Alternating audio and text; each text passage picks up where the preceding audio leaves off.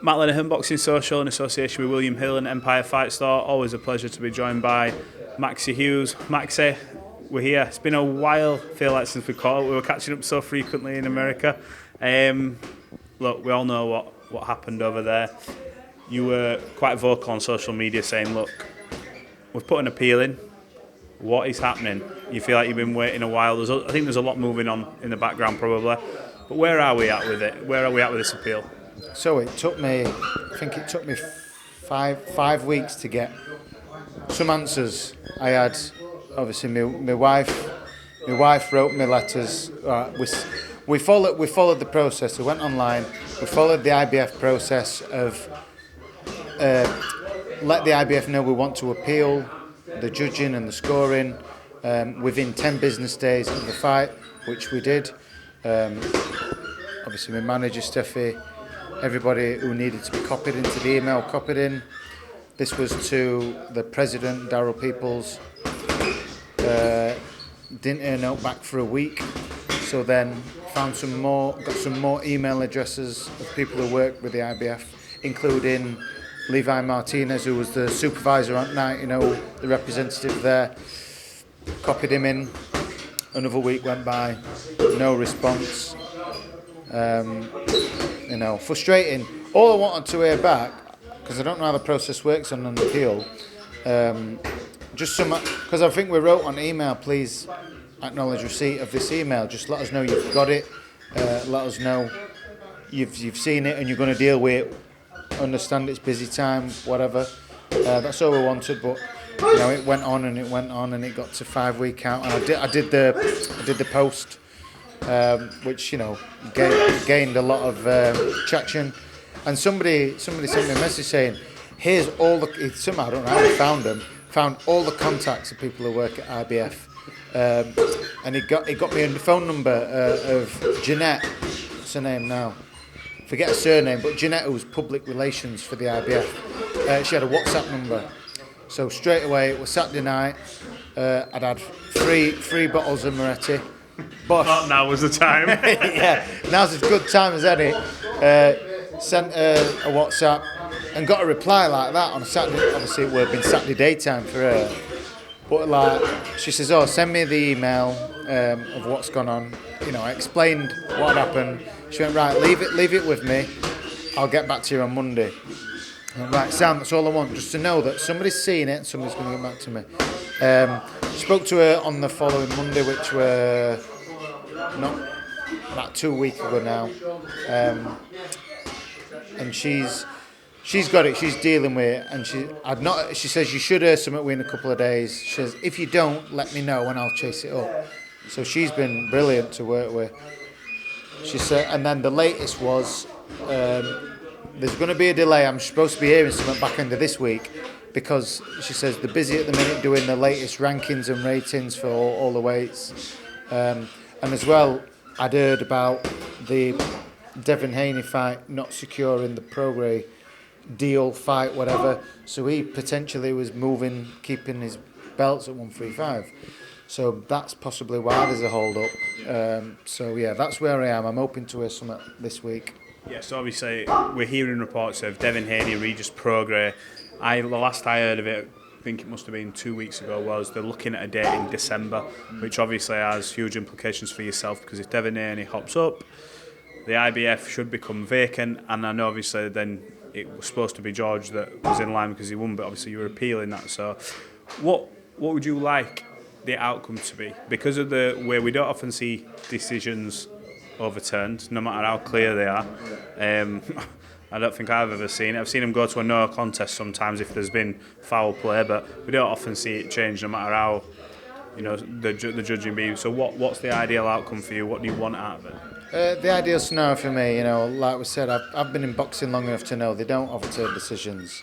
I'm not naive enough to believe that's what they're going to do. So I can accept if the IBF turn and say, yeah, you was hard done by, you should have won, you should be the mandatory for IBF now. Fighting next. Yeah. So if George goes on now and fights, well, we don't know who he's going to fight. If it's for a vacant belt or whatever, But whoever wins that next contest for IBF, I want to be put as mandatory for the winner of that fight, George and whoever, to fight me, which is probably going to be next year. But if I know I've got that, that's I earned that position. That's where I should be. Obviously, there's been no news of George fighting yet because of this Haney situation, I think. So if the IBF are going to turn around and give me that position to fight the winner of the next two people who box for that, I can accept that. That feels enough justice, so I know I've got a big fight for a world title. I can accept that. But it's a slow process, so it's just about being patient. On the flip side to this, defeats are always hard to take, and like I said, I was around you guys all week, obviously in camp, and people that know you were very quietly confident. So when you go out there and feel like you've done the job and you have to accept that the decision hasn't gone your way, I feel like even now it can hurt, but I feel like you gained quite a lot of traction. You opened yourself up to a new audience over there. I mean, the Americans that were there were all, I think some of them were quite bemused at the result as well. So overall, the experience of the trip, headlined out there, looking back at it, result aside, are you quite sort of proud of yourself from where you've obviously come from? We've waxed lyrical about this journey for like 2.5 years I've known you, and you've fired your way all the way up there. You must look back with a bit of pride on that trip. Yeah, other than the result, I loved it. Absolutely loved it.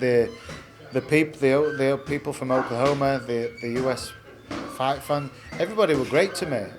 Really respectful and so polite, and I loved it. Come back with me cowboy hat, love that. That's pride of place in house now. So I loved it. People didn't expect me to, and obviously I didn't get the decision, which everyone knows I should. But shocking people. When fight were announced, seeing a couple of comments, don't read them all, but like Kambosos by murder, Kambosos by KO. Maxi has done well, but this is far too much of a step up for him. And I'm just like, loving him, absolutely loving him. My mate, obviously he can't do it now, but he'd screenshotted loads because the plan was to post them all, but would look a bit silly posting them now. But yeah, loved it. Like I said, the top ranked staff didn't know much about me. I've gone over there, shown like ESPN. It's on a massive scope, innit? So shown America, where all big fights are. Plus, it's gone out globally. So a lot of people now know me, and the amount of messages I'm getting, usually worded around saying, I'm Maxi, I'm an Australian and a Kambosos fan. You won that fight, and now you've gained some Australian fans. It does soften the blow, and it makes it a little bit easier to take when it's been that globally. You know what I mean. Because you've had defeats where it's been literally felt like the end of your career. I know we've discussed it, whereas that one was like it's almost like a coming out party to show people, look, this is what I'm about. And I know Lou DeBella after the fight was like, look, I will get you another big fight. So you've still got that. I know he gave you his word by all accounts. So looking at things moving forward, forgetting this process that's going on in the background, if George has a belt or doesn't have a belt, do you want to run that back at all? Even if he doesn't, or is it a case of as long as you get something like a shot at the IBF, whether it's him or anyone, you're not bothered, or would you like to do it just to reverse it? Again, I felt like I shown to everyone that I'm better than him. I knew that. That's why I chose him. I rung DeBella up because I knew we were looking for a fight, and I was looking for a fight. I thought, I know I've got his number, so that's why I approached that fight. But if it like again that typical saying, if it makes sense, then I will.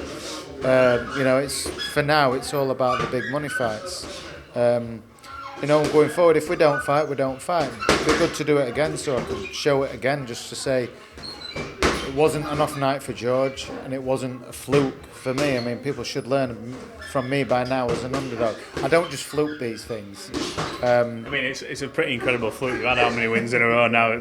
It's almost taking the piss, isn't it? Yeah. So if I was to do it again, it'd be good to show people again that a bit same outcome, the right outcome.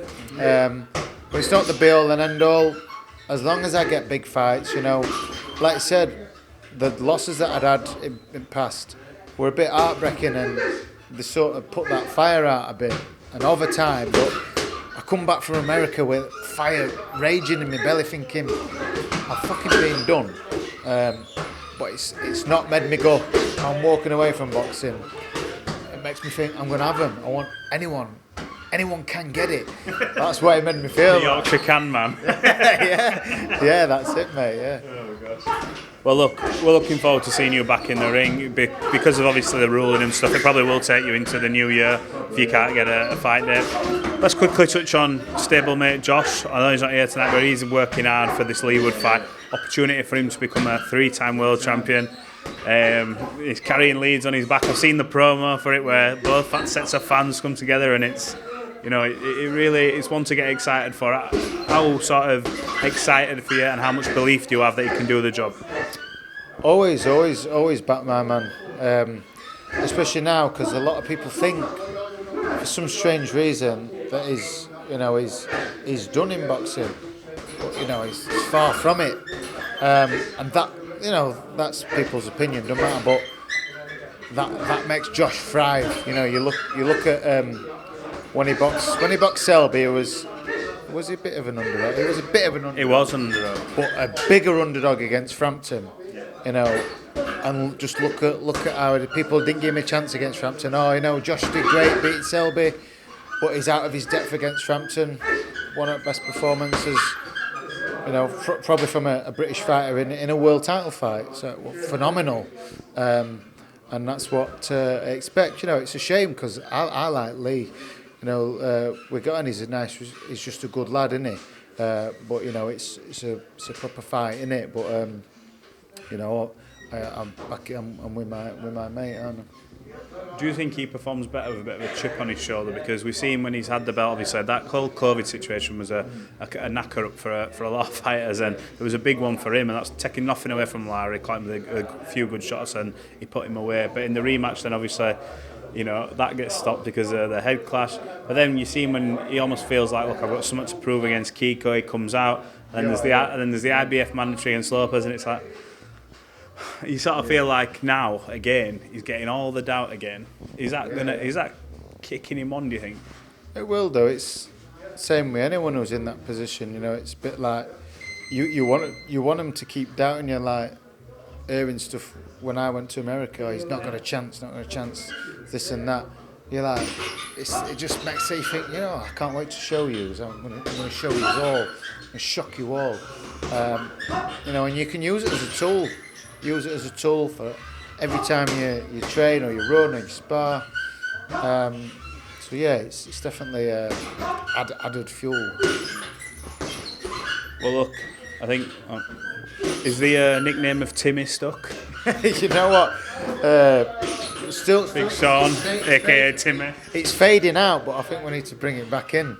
Yeah, if you don't know who Timmy is, I might upload a picture over there. Timmy Whittaker. Yeah, that's Sean O'Hagan's new nickname, the Spit. Well, look, always a pleasure catching up, Maxi. We look forward to hearing some news. When you do hear it, give us a bell. We'll update the people on what's going on. Hopefully we can get some clarity on this appeal, and you can then kick on with your career. So you got a message for the people who were behind you before and all the new fans you gained? Yeah, you know, again, thanks for support. You know, I'll be back, probably not this year, but hopefully early next year, we'll be back better than ever. Maxi Hughes, always a pleasure. Thank you, mate.